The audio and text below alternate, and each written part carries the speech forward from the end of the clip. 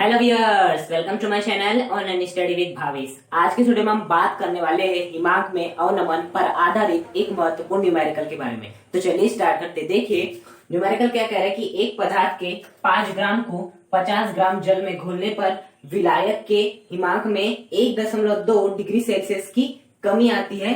पदार्थ का अणुभार ज्ञात कीजिए। यदि Kf बराबर 1.85 केल्विन किलोग्राम प्रति मोल हो तो बेसिकली हमें क्या ज्ञात करना है, पदार्थ का अणुभार ज्ञात करना है। देखिए क्वेश्चन क्या कह रहा है कि आपका कुछ इस प्रकार से पात्र है, ये पात्र है आपका, और इस पात्र में क्या भरा हुआ है आपका 50 ग्राम जल भरा हुआ है। क्या भरा हुआ है? 50 ग्राम जल भरा हुआ है। इस 50 ग्राम जल में हमने बाहर से क्या मिला दिए, एक पदार्थ मिला दिए जिसका जो ग्राम भार है वो कितना है आपका 5 ग्राम है। ओके, तो जैसे हमने इसको मिलाए तो विलायक के हिमांक में कितने की कमी आ गई, 1.2 डिग्री सेल्सियस की कमी आ गई। कितने की कमी आ गई? 1.2 डिग्री सेल्सियस की कमी आ गई। मतलब जो आपका हिमांक में अवनमन है वो कितना दिया आपको, अर्थात डेल टीएफ का मान कितना दिया आपको, 1.2 डिग्री सेल्सियस दिया हुआ है आपको हिमांक में अवनमन का मान। उसके बाद आपको केएफ का भी मान दिया है और आपको क्या ज्ञात करना है, अणुभार ज्ञात करना है। तो सबसे पहले हमें जो दिया है सबसे पहले हम वो लिख लेते हैं। देखिए यहाँ पर हम क्या लिखेंगे, हमें सॉल्यूशन लिखना है। यहाँ कई बार बच्चे गलती करते हैं कि यहाँ पर आंसर लिखना है, तो यहाँ पर हमें आंसर नहीं लिखना है, सॉल्यूशन लिखना है। सबसे पहले जो दिया गया है वो लिख लेते हैं। क्या क्या दिया आपको? सबसे पहले आपको पदार्थ का द्रव्यमान दिया है।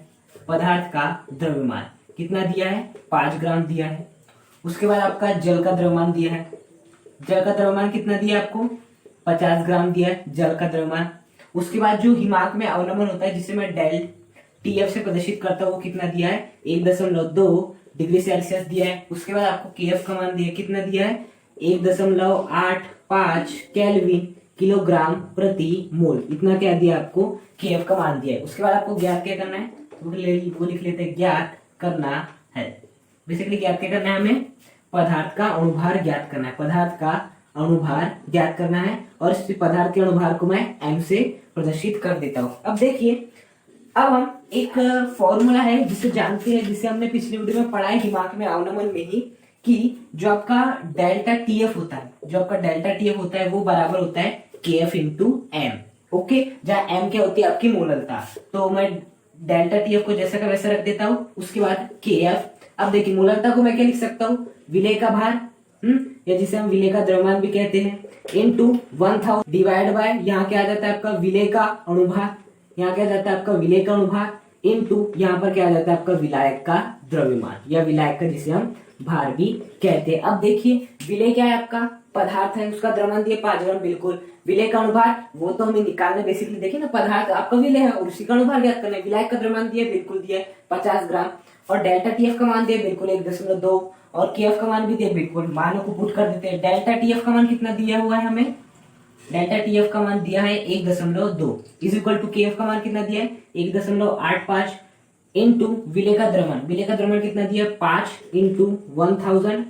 विलेय के अणुभार को मैं m मान लेता हूँ, इंटू विलायक का द्रव्यमान। विलायक का द्रव्यमान कितना दिया आपको 50 ग्राम दिया हुआ है। अब हम इसे क्या कर लेते हैं, सॉल्व कर लेते हैं। देखिए किस प्रकार से करेंगे, 0 से 1 0 कैंसिल, 5 से 5 कैंसिल, तो 1.2 को मैं क्या लिख सकता हूँ, 1.2 जैसे मैं दशमलव हटाऊंगा तो नीचे 1 आ जाएगा। दशमलव का कितने का एक अंक है तो एक शून्य आ जाएगा। उसके बाद 1.85, जैसे मैं इस दशमलव को हटाता हूँ तो नीचे क्या आ जाएगा, 1 आ जाएगा। दशमलव का कितने के 2 अंक है तो देंगे 2 शून्य आ जाएंगे, इंटू यहाँ पर कितना हो जाएगा 100/m, क्योंकि ये 5 भी कैंसिल, 0 से 0 कैंसिल, तो क्या बचा 100/m बचा। अब देखिए 100 से 100 क्या हो जाएगा, कैंसिल हो जाएगा। तो फाइनली 12/10 इज इक्वल टू कितना हो जाएगा 185/m। क्या हो जाएगा 185/m, और 12 क्या हो जाएगा 10 हो जाएगा। अब देखिए बेसिकली मुझे इस m का मान ज्ञात करना है, तो मैं इसे पलट देता हूँ तो ये भी अपने आप पलट जाएगा। तो 10 ऊपर आ जाएगा, 12 नीचे आ जाएगा। उसी प्रकार से m ऊपर चले जाएगा, 185 नीचे आ जाएगा, तो 10 आगे ऊपर, 12 आ गया नीचे। उसी प्रकार से जैसे 10 ऊपर आया उसी प्रकार से m भी आ जाएगा ऊपर, और 185 आ जाएगा नीचे, जैसे 12 नीचे आया तो 185 नीचे आ जाएगा। ओके, तो अब मुझे बेसिकली मान किसका निकालना है, मुझे बेसिकली मान निकालना है m का। तो जो 185 है भाग की स्थिति में है, मैं इसे इधर भेज दूंगा। जैसे इधर भेज दूंगा तो किसमें आ जाएगा, गुणा की स्थिति में आ जाएगा। किसमें आ जाएगा, वो गुणा की स्थिति में आ जाएगा, इज इक्वल टू m। अर्थात मैं 10 इंटू 185/12 को जैसे सॉल्व करूंगा तो मुझे क्या मिल जाएगा, पदार्थ का अणुभार प्राप्त हो जाएगा। ओके, तो देखिए 185 इंटू 10 कितना हो जाएगा 1850 upon 12 is equal to M.